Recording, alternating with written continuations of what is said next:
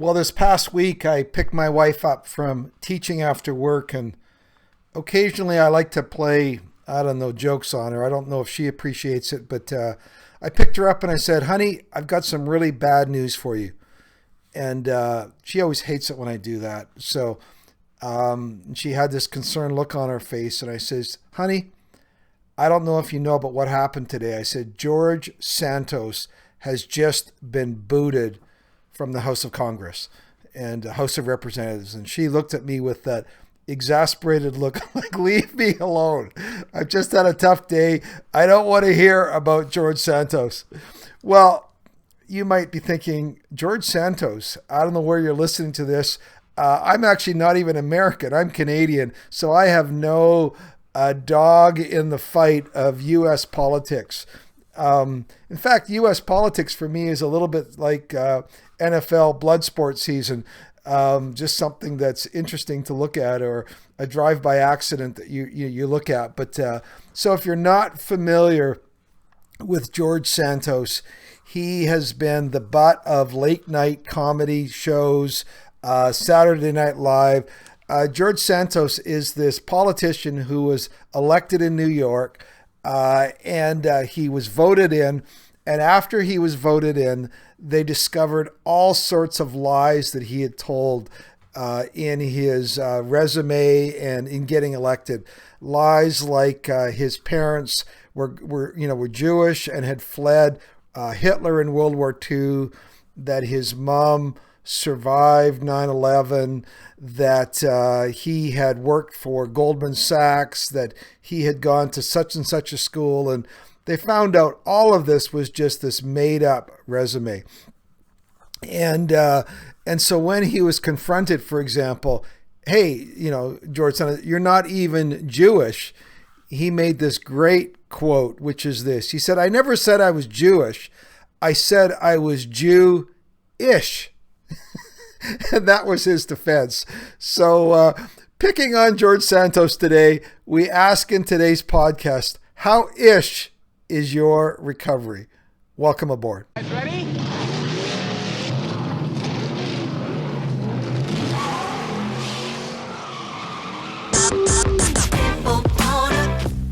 When it comes to porn, are you stuck, spinning out, or slipping backwards in your life?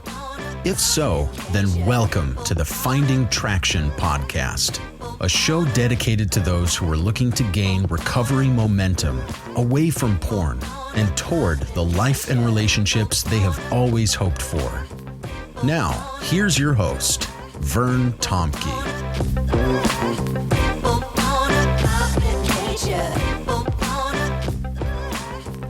Well, I want to have a bit of fun today, and this is just kind of one of those off-the-cuff podcasts. The inspiration came to me from one of my group sessions that we were doing. So for those guys in the group, I'm trying not to pick on anybody, but it was funny, and so I'm kind of picking on us today. But and then also it was some thoughts I had when I was out for my morning walk. And so this question about ishness. Well, let me come back to this question of ishness in a minute here. Let me just say, guys, I do love to connect and work with guys around recovery. It's been a huge part of my life, and I love to help guys turn their lives around. So many guys struggle with embedded porn behaviors and experiencing all sorts of repercussions in their lives, relationally, spiritually, vocationally, and they're just going, man, I got to make a change. So I'm hearing from guys that are finding this podcast helpful. But if you want to sit down with me, do a Zoom call with me, maybe look at me coaching you individually, or even joining one of the groups that I lead, I would love to hear from you. I would love to hear from you in terms of how I can be of help in terms of you walking away from porn towards this much, much better life, which is possible for you. So the way to connect with me is bandofbrothers.care @gmail.com. And I run different kinds of groups, some groups for guys that are in professional ministry or nonprofits, or, and then I run just regular groups from guys from all backgrounds. And all we have is the common desire to say, you know what, we've got to make some changes in our lives. So once again, I'd love to hear from you. So let's get back to this question, the ishness. How ish is your recovery? And maybe there's a reason that they use the word fish, fishy. How fishy is your recovery? Here's what I would use. And you probably gathered when I use the word ish, I'm not using it in a positive way. Maybe how squishy is your recovery? You see, once again, ISH, we have that same sense. How squishy, how fishy, how ish is your recovery? So let me throw out a few examples of ways that I think we are ishy in our recovery.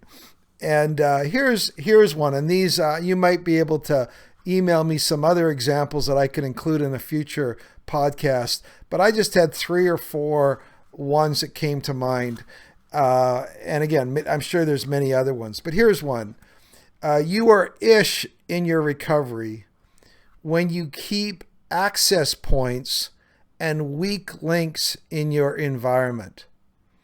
And, one of the things in our groups when we're checking in, we talk to guys, how did your week go? Was it successful for you? What are the challenges you're facing?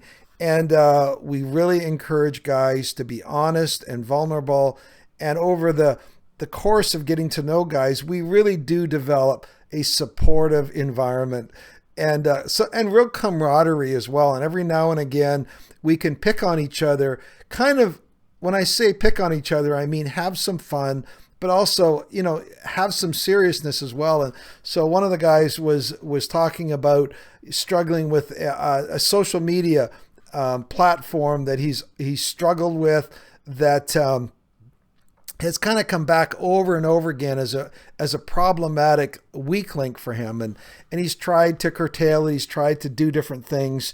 And so when he was checking in this week, we had this, so he was checking in a struggle with the same site that he had been on before. And so I don't know, I can't remember if I said it or one of the other guys said it. I said, hey, I thought you got rid of that site. And the joke was, the response was, well, I did ish. Right. And there we go. There is that ish response. Well, I kind of did, somewhat. I did it in an ishy way. And, and some sort of these ish sort of contexts or ish sort of ways we get around some of those steps that we need to make is you say, well, you know what? I need this to stay connected, or I'll always find a way around it. I'm really good with technology, so I'll always find a way around that. And so all of that are just sort of some sort of denial mechanisms or defense mechanisms that we use to keep open access points in our environment and not have a safe environment for us in our recovery. So that's the first one. I would just say you are ish in your recovery when you keep open certain access points that you know are problematic for you. Here's another one. You are ish in your recovery when you need to be found out rather than volunteering your struggles. I know in working with couples over the years, this has driven some wives absolutely batty. It's ended some relationships, I know, because the wives will say to me, I only ever find out he's struggling when I discover it. He never tells me beforehand. He never proactively tells me. I'm always finding out, discovering what he's been doing. And I hate that because it just adds to that level of mistrust that I have for him and what he's doing. And so that is just a way that guys are ish in their recovery. And it just puts this whole tentativeness around for example, a wife's headspace when she goes, well, I think he's doing okay. He's not told me, but the only time I ever find out in the past is when I discover that something's going on. He's never come to me. I would be hurt and frustrated if he told me I struggled today, but it's even worse when I end up discovering what he's been doing, and then it becomes an involuntary revelation. So there would be another place where I would say we are ish in our recovery, when we're only being found out. Here's another one. You are ish in your recovery when you are only reporting failures or relapses after the fact rather than struggles before the relapse.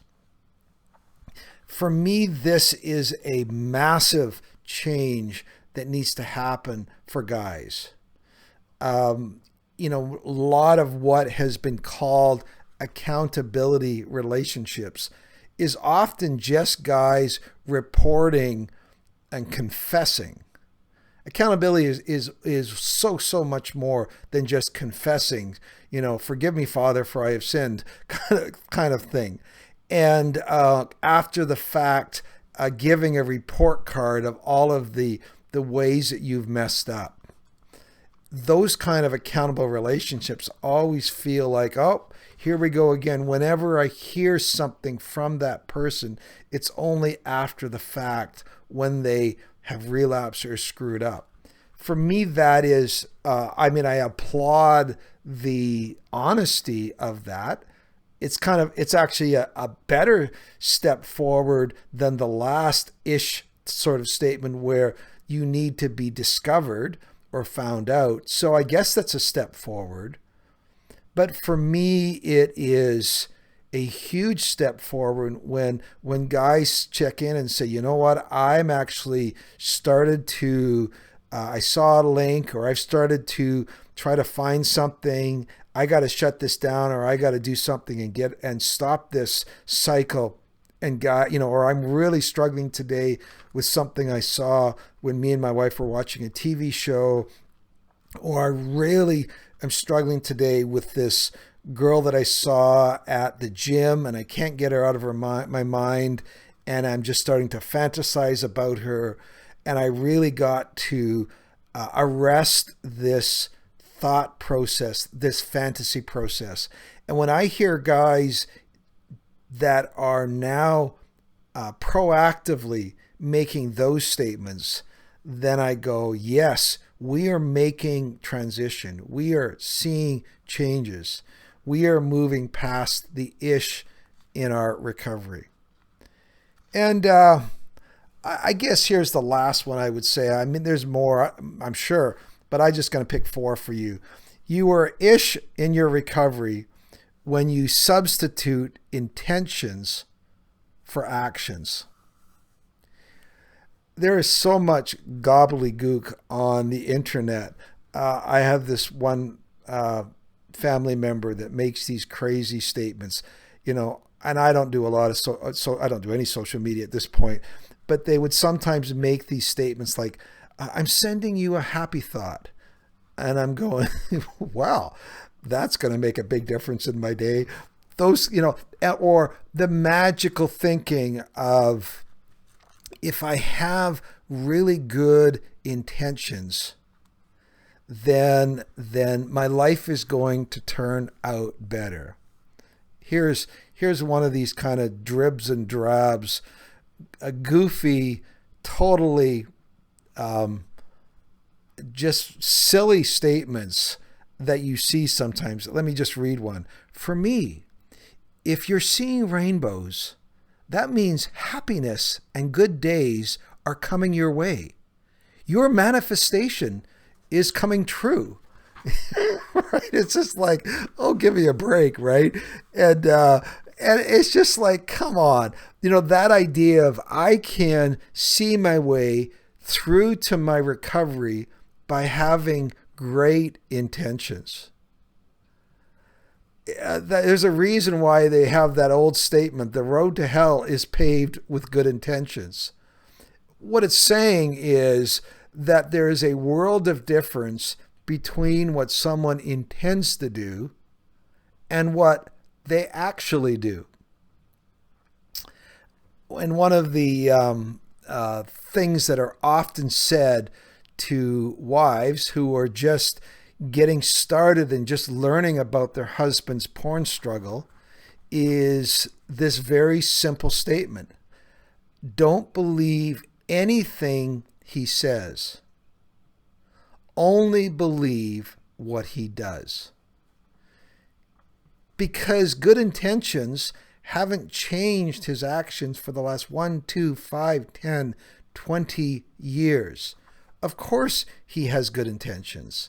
Of course he doesn't want this to be in a part of his life. Of course he doesn't like the pain of what this is resulting or the conflict in his relationship. But those are all simply good intentions. They're just ish. They don't actually lead to recovery. It's the steps of recovery. It's you actually making a change, actually getting into a group, actually going to a counselor, actually beginning to walk out the process of recovery.